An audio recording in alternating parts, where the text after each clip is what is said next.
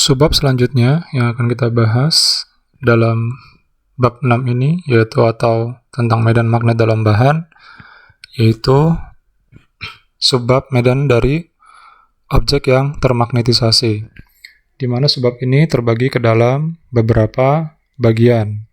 Yang pertama yaitu arus batas, yang kedua interpretasi fisik dari arus batas, dan yang ketiga adalah medan magnet di dalam bahan. Bagian pertama yaitu arus batas. Misalkan ya, kita memiliki bahan yang bermagnet, maka momen dipol magnetik ya, persatuan volume ya, momen dipol magnetik persatuan volumenya atau M akan terdapat di sana ya. Nah, pertanyaannya, bidang apa yang dihasilkan objek ini? Maka potensial vektor ya dari satu dipol M yang sudah kita bahas pada bab sebelumnya ya, pada persamaan 5.85 ya, memenuhi persamaan sebagai berikut, yaitu AR ya sama dengan mu 0 ya per 4pi M cross R topi per R kuadrat. Nah, ini adalah bentuk dari objek yang akan kita bicarakan ya, yaitu bahan yang termagnetisasi.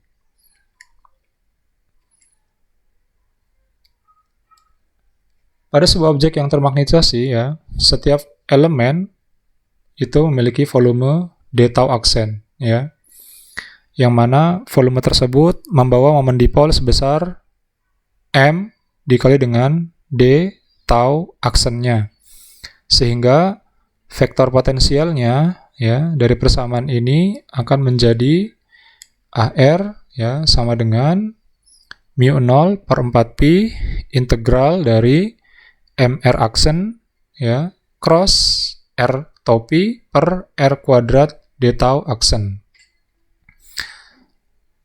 Jadi kita mengambil satu bagian kecil dari bahan ini ya untuk kita ketahui sifat-sifat berikutnya ya dengan fungsi integral. Nah, ingat bahwa ya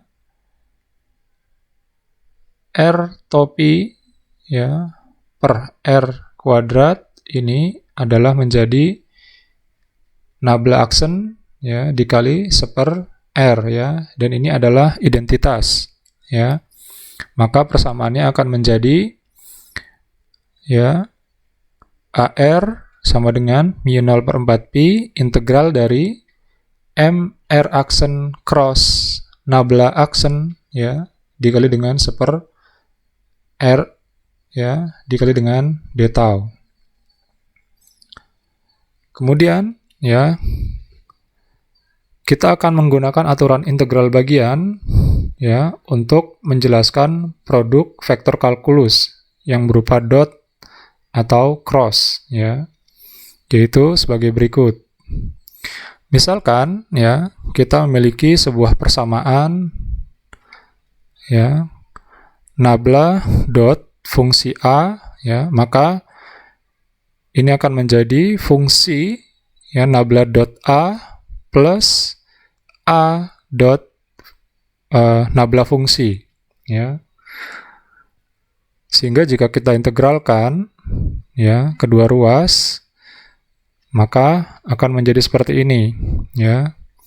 Nah, persamaan yang kita temukan di akhir tadi ya, ini memenuhi ya integral A dot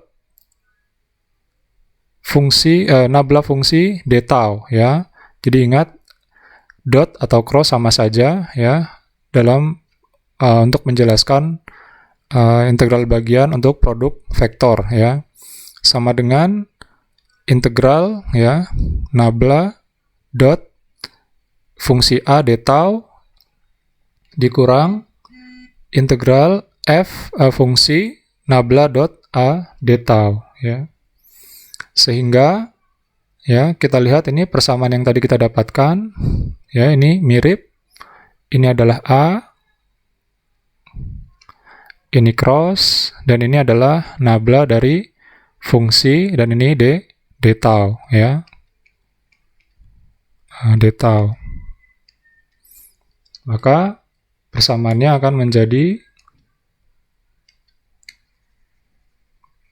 sebagai berikut, ya, yaitu AR, ya, sama dengan mu 0/4pi integral 1/r, ya, dalam kurung nabla, di sini dot, ini menjadi cross, FA, ya, fungsi A, A-nya adalah tadi MR, ya, di sini, dtau dikurang dengan fungsi, ya, nabla, ini nabla, cross, ya, A, ini A-nya, dtau. Nah, ingat, ini integralnya kalau dtau adalah integral volume, ya. Ini adalah kerapatan untuk kerapatan muatan dalam bentuk volume, ya. Ingat bahwa integral, ya, volume dari nabla cross V dtau itu sama dengan negatif dari integral surface atau permukaan dari vektor V cross dA, ya, sehingga persamaan ini, ya, menjadi ini tetap, ya, bagiannya di awal, ya, suku awal ini sama, kemudian berubah menjadi, ini yang kita rubah, ya, ini yang kita rubah, ya, ini yang kita rubah dengan ini, sehingga min ketemu min menjadi plus, dan ini menjadi integral surface, ya, seperti mr cross dA, ya, yang tadinya jadi dari dtau aksen menjadi dA untuk luas, ya, menjelaskan luas. Nah, di sini, ya, pada bab-bab sebelumnya ini dibahas tentang potensial dari arus volume dan juga terdapat potensial dari arus permukaan. Persamaan 613 dan 614 ini, ya, kalau kita lihat kembali, ini mirip seperti, ya, ini, ya, bagian pertama ini mirip dengan potensial dari arus volume, yaitu JB, ya, dan bagian berikutnya, bagian kedua dari persamaan 6.12 ini mirip dengan persamaan potensial dari arus permukaan, ya, sehingga persamaan 614 ini bisa kita sederhanakan menjadi AR sama dengan mu 0/4pi integral volume JB R aksen per R dtau aksen plus mu 0/4pi integral surface atau integral permukaan dari KB R per R dA aksen. Nah, ini adalah persamaan akhirnya, ya. Baik. Apakah ini berarti bahwa potensial, ya, dan karena juga di situ terdapat medan dari objek yang bermagnet sama dengan yang dihasilkan oleh arus volume di seluruh material ditambah dengan arus permukaan arus batas permukaan.